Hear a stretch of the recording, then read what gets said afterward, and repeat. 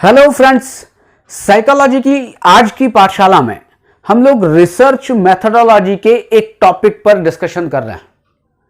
आपने रिसर्च के टाइप्स के बारे में जरूर सुना होगा कि बहुत प्रकार के रिसर्च किए जाते हैं। हिस्टोरिकल रिसर्च हो सकता है, डिस्क्रिप्टिव रिसर्च हो सकता है, या क्वालिटेटिव रिसर्च हो सकता है, क्वांटिटेटिव रिसर्च हो सकता है, एक्सपेरिमेंटल रिसर्च हो सकता है, लॉन्गिट्यूडनल रिसर्च हो सकता है, क्रॉस सेक्शनल रिसर्च हो सकता है, क्रॉस कल्चरल रिसर्च हो सकता है। बहुत तरह का रिसर्च होता है। एक रिसर्च होता है जिसको कहते हैं कोरिलेशनल रिसर्च, सहसंबंधात्मक शोध। हम आज इस कोरिलेशनल रिसर्च पर ही बात करने वाले हैं। कोरिलेशनल रिसर्च का अगर केवल शब्द देखें कोरिलेशन, कि यहां पर हम प्रभाव देखने की कोशिश नहीं कर रहे हैं कि एक चर का दूसरे चर पर क्या प्रभाव पड़ता है। नहीं साहब, आप दोनों में, मतलब कि दो चीजों में, दो वस्तुओं में, दो ऑब्जेक्ट में क्या रिलेशन है, क्या ये दोनों में पॉजिटिव रिलेशन है या ये दोनों में निगेटिव रिलेशन है। हम ये जनरल अगर बात करें, हम ये कहते हैं ना, अरे ये जो दो दोस्त है ना, उनमें बहुत अच्छा रिलेशन नहीं है। बहुत अच्छा रिलेशन नहीं है का मतलब क्या है कि एक पूरब की तरफ जा रहा है तो एक पश्चिम की तरफ जा रहा है, लेकिन कहीं पर आप कहते हैं अरे यार क्या ट्यूनिंग है इन दोनों में। मतलब कि ट्यूनिंग है, मतलब इनका जो रिलेशन है वो बहुत पॉजिटिव है, वो एक दूसरे के साथ जो बॉन्डिंग है वो एक बहुत अच्छी है। और एक अगर पूर्व दिशा में जाएगा तो दूसरा भी पूर्व दिशा में जाएगा, अगर एक उत्तर दिशा में जाएगा तो दूसरा भी उत्तर दिशा में जाएगा। ऐसी ही आप लोग बात करते हैं।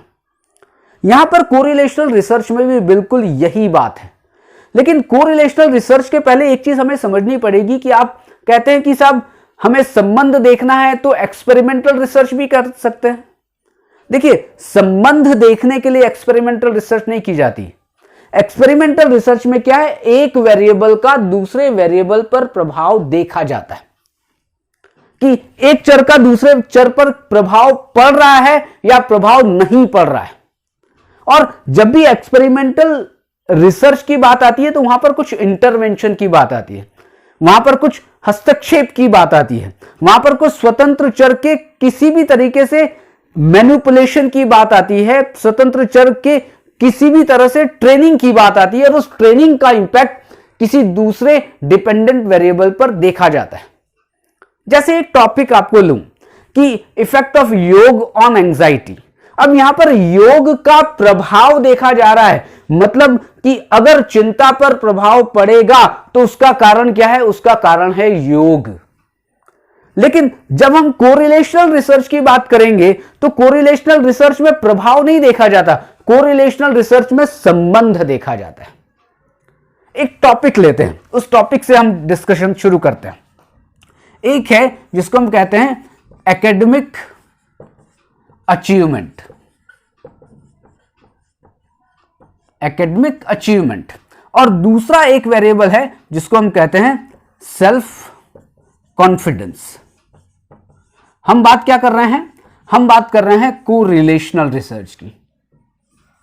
Correlational research. अब मैंने क्या कहा कि यहां पर दो वेरिएबल है, या अब इन दो वेरिएबल में आप कहेंगे कि साहब इस एकेडमिक अचीवमेंट का सेल्फ कॉन्फिडेंस पर प्रभाव देखना है। एक बात यह होगी। दूसरे तरीके की यह बात हो सकती है कि साहब एकेडमिक अचीवमेंट और सेल्फ कॉन्फिडेंस में कोई संबंध है। What is the correlation between academic achievement and self confidence. आप कहेंगे हां साहब कुछ तो संबंध है, कुछ संबंध है, तभी तो एकेडमिक अचीवमेंट किसी का बढ़ता है तो सेल्फ कॉन्फिडेंस भी बढ़ता है, मतलब कि दोनों ही साथ चलते हैं। अगर एकेडमिक अचीवमेंट कम होगा तो सेल्फ कॉन्फिडेंस भी कम होगा, ऐसा देखा जाता है जनरली। लेकिन यह इसका मतलब नहीं है कि नहीं एकेडमिक अचीवमेंट कारण है और सेल्फ कॉन्फिडेंस उसके ऊपर प्रभाव है। ऐसा नहीं है कि कॉज इफेक्ट रिलेशनशिप एस्टेब्लिश की जा रही है। मैं बात कर रहा हूं कोरिलेशनल रिसर्च की, और एक्सपेरिमेंटल रिसर्च में कॉज इफेक्ट रिलेशनशिप एस्टेब्लिश की जाती है, जिसको हम कहते हैं कारण प्रभाव संबंध की स्थापना की जाती है। यहां पर जब कोरिलेशनल रिसर्च होता है तो इन दोनों में क्या कोरिलेशन है, पॉजिटिव कोरिलेशन है कि नेगेटिव कोरिलेशन है।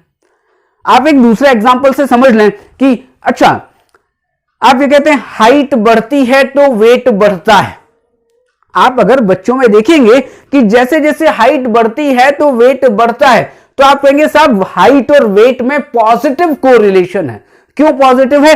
कि एक बढ़ रहा है तो दूसरा भी बढ़ रहा है, हाइट अगर कम रहेगी तो वेट भी कम रहेगा, ऐसा देखने को मिलता है।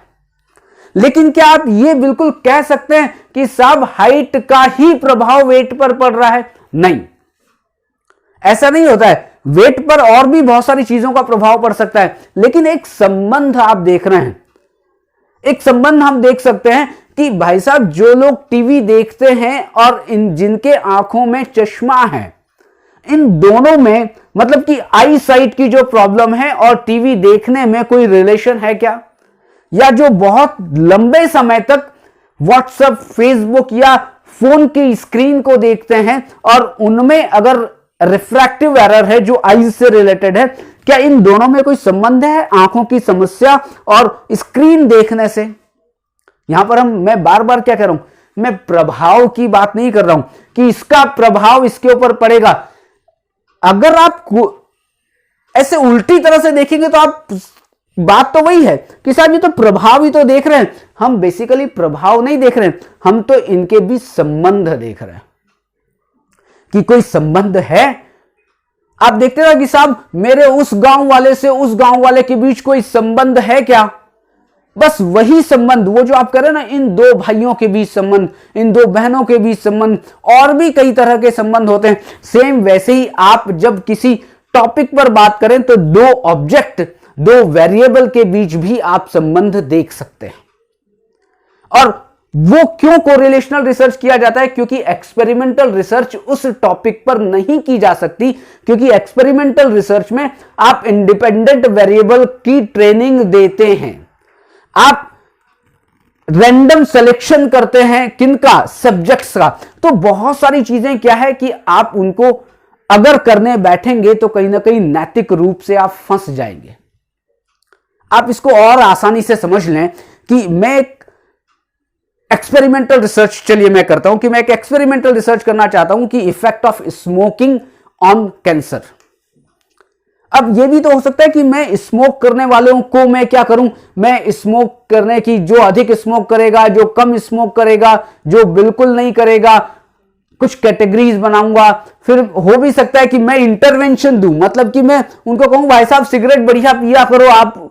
अब आप ये बताएं कि क्या ऐसा हो सकता है कि मैं उनको किसी सिगरेट पीने के लिए या कोई गलत आदत डेवलप करने के लिए मैं कोई ऐसी ट्रेनिंग दूंगा? नहीं, वहां पर नैतिक रूप से, मतलब कि वैधानिक रूप से वो सही नहीं है। तो आप क्या करते हैं साहब, ऐसा करते हैं संबंध देख लेते हैं।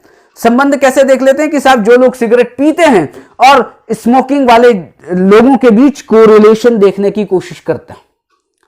अगर कोरिलेशन पॉजिटिव आता है तो आप क्या कहेंगे कि साहब सिगरेट जो अधिक पीता है उसको कैंसर ज्यादा होता है, सिगरेट जो कम पीता है उसको फेफड़ों का कैंसर कम होता है। यहां पर बार बार एक ही बात हो रही है कि कोरिलेशन, या दो चीजों के बीच पॉजिटिव कोरिलेशन होगा या दो चीजों के बीच नेगेटिव कोरिलेशन होगा, यही होगा। या यह भी हो सकता है कि जीरो कोरिलेशन। तीन तरीके के कोरिलेशन होते हैं, या किन्हीं दो वेरिएबल के बीच पॉजिटिव कोरिलेशन हो सकता है, किन्हीं दो वेरिएबल के बीच नेगेटिव कोरिलेशन हो सकता है, और किन्हीं दो वेरिएबल के बीच जीरो कोरिलेशन होता है कि साहब कोई संबंध ही नहीं है। साहब वो कन्याकुमारी में रहता है और वो उत्तराखंड में रहता है, इन दोनों का कोई संबंध ही नहीं है किसी तरह का। क्या हुआ? Zero correlation. तो जब भी हम कोरिलेशनल रिसर्च करते हैं, अंतिम मैं फिर आपसे कहूं कि जब भी कोरिलेशन रिसर्च करते हैं तो क्या होगा, एकेडमिक अचीवमेंट का एक स्कोर आएगा और सेल्फ कॉन्फिडेंस का एक स्कोर आएगा। आप उसमें कोरिलेशन लगाएं, कोई ना कोई स्टैटिस्टिक्स में, चाहे वो कार्ल पियर्सन का कोरिलेशन फॉर्मूला यूज कर लें, चाहे रैंक डिफरेंस का कोरिलेशन फॉर्मूला यूज कर लें, किसी भी तरीके से आप इन दोनों के बीच अगर आपको संबंध देखना है तो इस संबंध को देखने के लिए आप स्टैटिस्टिक्स में कोरिलेशन निकालें, और कोरिलेशन को हम स्मॉल आर भी कहते हैं। और जब आप R निकालेंगे तो क्या है, एक डिजिट आएगी, एक नंबर आएगा। जब भी R निकाला जाता है तो एक नंबर आएगा, एक डिजिट आएगी, और उसको कहते हैं कोरिलेशन कोफिशिएंट। और जब भी कोरिलेशन आएगा, आप ध्यान रखिएगा, ये बहुत ही इंपॉर्टेंट बात बता रहा हूं कि जब भी कोरिलेशन आएगा वो -1 से लेकर +1 के बीच ही आता है। आपको कोई कहे कि साहब कोरिलेशन कितना है, 1.3567, मतलब कि एक से अधिक कभी कोरिलेशन नहीं हो सकता, और -1 से कम कभी कोरिलेशन नहीं हो सकता। मतलब कि कोरिलेशन कोफिशिएंट, जो कोरिलेशन की जो वैल्यू है वो किसके बीच रहेगी, वो -1 से लेकर +1 के बीच रहेगी बस। और अगर प्लस की तरफ आप जा रहे हैं, जैसे आप कहीं कहीं पर अगर आप देखेंगे कि इन दोनों के बीच का कोरिलेशन +0.73 है, या आप देखेंगे कि इनका कोरिलेशन -0.67 है, तो माइनस मतलब नेगेटिव कोरिलेशन, प्लस मतलब पॉजिटिव कोरिलेशन। लेकिन कहां तक जाएगा, मैक्सिमम कोरिलेशन कहां तक जा सकता है, पॉजिटिव तरफ 1 तक जा सकता है और नेगेटिव तरफ -1 तक जा सकता है। मतलब कि +1 से लेकर -1 के बीच ही कोरिलेशन की वैल्यू आएगी, इससे अधिक या इससे कम कभी भी कोरिलेशन की वैल्यू नहीं आ सकती। तो आपको समझ में आ गया होगा कोरिलेशनल रिसर्च। कोरिलेशनल रिसर्च में हम क्या है कि दो चरों के बीच संबंध को देखते हैं कि एक चर के बढ़ने से क्या दूसरा चर भी बढ़ रहा है, एक चर के कम होने से दूसरा चर भी कम हो रहा है, या एक चर के बढ़ने से दूसरा चर कम, मतलब दोनों पॉजिटिव बढ़ रहे हैं या दोनों नीचे की तरफ एक साथ जा रहे हैं, या एक ऊपर जा रहा है एक नीचे जा रहा है। तो कोरिलेशन तो कुछ भी हो सकता है ना। घर में दो भाई होते हैं, एक दिशा में और एक दूसरी दिशा में, क्योंकि साहब इन दोनों को कोई बनती नहीं है, इन दोनों का रिलेशन अच्छा नहीं है। तो वैसे ही इन दोनों का रिलेशन अच्छा नहीं है, भाई का, बहन का, पति का, पत्नी का, किसी का। तो वैसे ही स्टैटिस्टिक्स में या रिसर्च में दो वेरिएबल के बीच की बात की जाती है। मैं अगर बात करूं योग और एड्स का, जो बीमारी है एड्स की, योग और एड्स में कोई कोरिलेशन नहीं है, मतलब इन दोनों में कोई संबंध नहीं है यौगिक टेक्निक में और एड्स में। या मैं कहूं कि जो खांसना, जो टीबी होती है, टीबी और आपके अल्कोहल कि इन दोनों में कोरिलेशन है क्या।